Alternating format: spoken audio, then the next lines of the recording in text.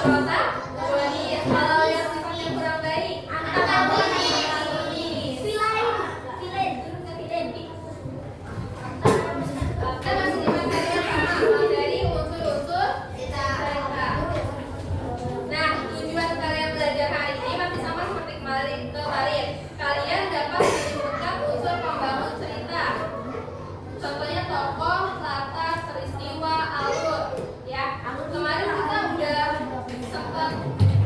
sempat mengidentifikasikan ya. Ketika beliau bercerita tentang kue yang gosong, udah tahu tokohnya siapa, alurnya gimana, latarnya gimana, masalahnya apa. Sudah ya? Ya, nanti kalian bisa mengidentifikasi unsur pembangun dalam cerita. Nah, tadi kita udah referensi kemarin itu cerita memiliki dua unsur intrinsik dan unsur ekstrinsik. Ingat, kalau misalkan in itu berarti di dalam, kalau misalkan ekstrinsik X di luar. Nah, tadi ya unsur intrinsik itu ada di ada toh, terus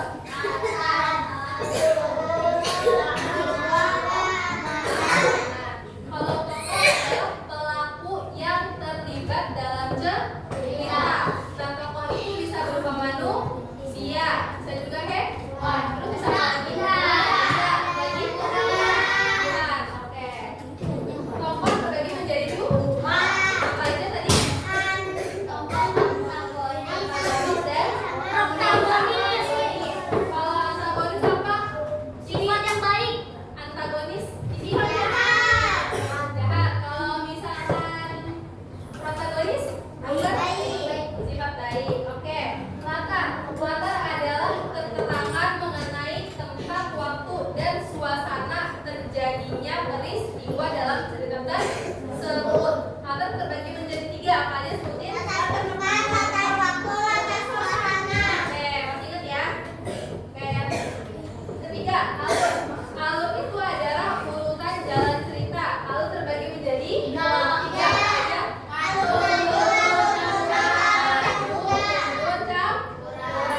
Kalau misalkan alur maju itu dia cerita tentang masa sekarang, dari masa lalu sampai masa sekarang. Pokoknya nggak ada tuh dia cerita tentang kemarin gini. Kalau misalkan ada kemarin di hari yang lalu, 4 hari yang lalu, di minggu kemarin, berarti itu alurnya mundur. Contohnya cerita apa? Cerita sejarah. Nah, kalau misalkan maju berarti ceritanya tentang hari ini terus dan bagaimana, paham ya? Nah, kalau misalkan campuran berarti ada maju dan mundur. Nanti dia cerita yang ke depan, nanti cerita belakang, nanti lagi ke depan. Nah, paham ya? Oke. Yang keempat, ada peristiwa, yaitu kejadian-kejadian penting yang dialami oleh tokoh dalam cerita. Biasanya juga terkait masalah yang terjadi dalam cerita. Yang kelima adalah amanat. Apa itu amanat?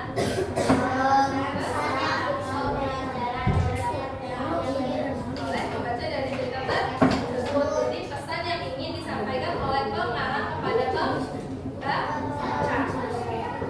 Hari ini kita akan menyimak sebuah film. Nanti sebelum nonton, Bunda akan mendikte soal dulu. Nanti kalian akan menjawab soal tersebut dari cerita yang Bunda yang paham ya? Oke. Terakhir tadi unsur yang kedua apa? Ekstrinsik. Unsur ekstrinsik adalah hal-hal yang berada di luar cerita, tapi masih mempengaruhi isi cerita. Contoh misalkan ketika udah belajar nih kerajaan Hindu Buddha, bisa kalau misalkan SKI belajar apa?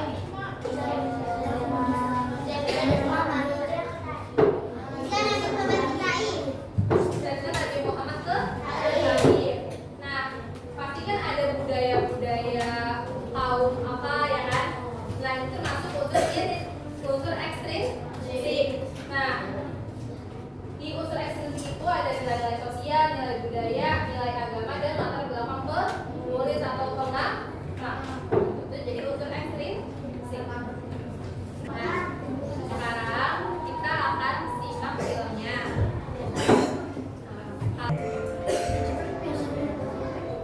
Yusuf Jirafi.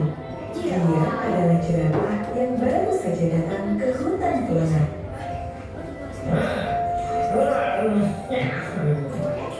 Enak sekali tahu di sini.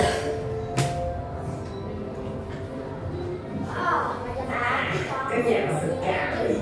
Aku perlu minum. Aku akan cari sungai di Janganlah merendahkan makhluk lainnya. Oke, boleh dinyalain lampunya?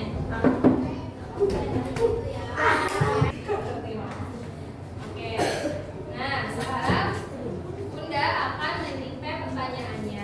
Kalian boleh buka buku, tulis, dan siapkan alat tulis. Ready?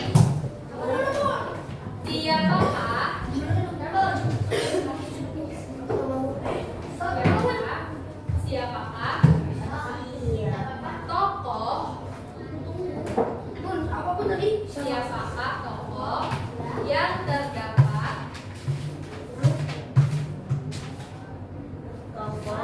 dalam cerita tersebut?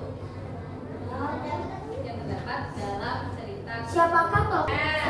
Gimana? Kamu jelasan. Sekarang boleh diisi pertanyaan yang tadi sudah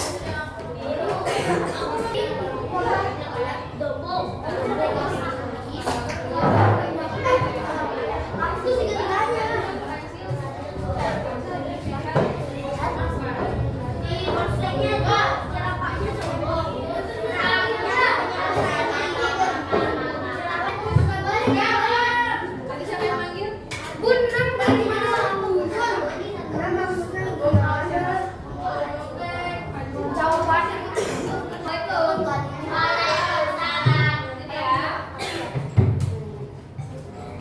Oke, bagian mana dari cerita yang paling kalian suka? Balapan. Bagian mana yang paling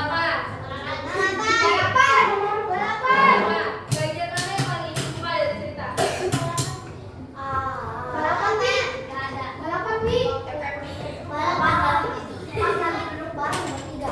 Pas lagi duduk bareng pas di akhir. Oke. Kenapa ada yang suka bagian balapan? Tapi kasihan. Siapa yang kasihan? Bukannya. Pipi beda lagi. Kenapa suka yang pas bagian bertiga pas kumpul? Siapa yang pernah mengalami posisi sebagai dosa?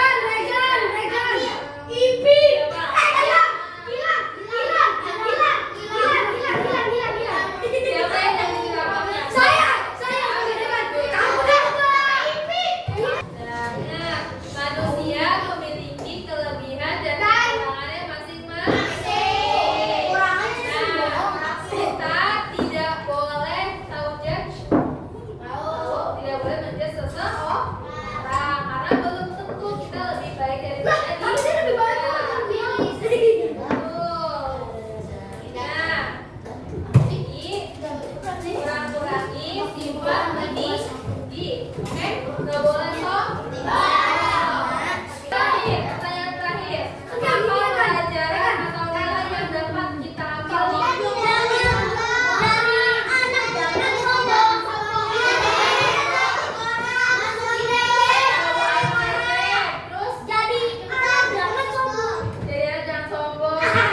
anak jangan nakal. Ketika kita kesel sama orang yang baik, kita jangan menyakiti tapi berikan mereka pelajaran dengan cara yang benar. Perundungan atau bullying itu bukan hanya sekedar video, tapi juga bisa kayak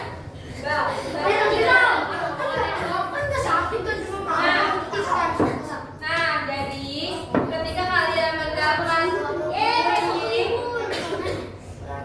mendapat bullying secara fisik ataupun verbal, kalian tuh wajib membela diri. Tapi membela diri bukan cara yang salah. Tidak boleh sampai menyakiti orang lain. Ketika kita mendapat perundungan atau juga bullying, jangan sampai kita menyakiti baik secara fisik maupun kognitif hatinya. Paham ya? Oke, sekian dari Bunda. Kesimpulan hari ini coba tadi tokohnya siapa aja sebutin.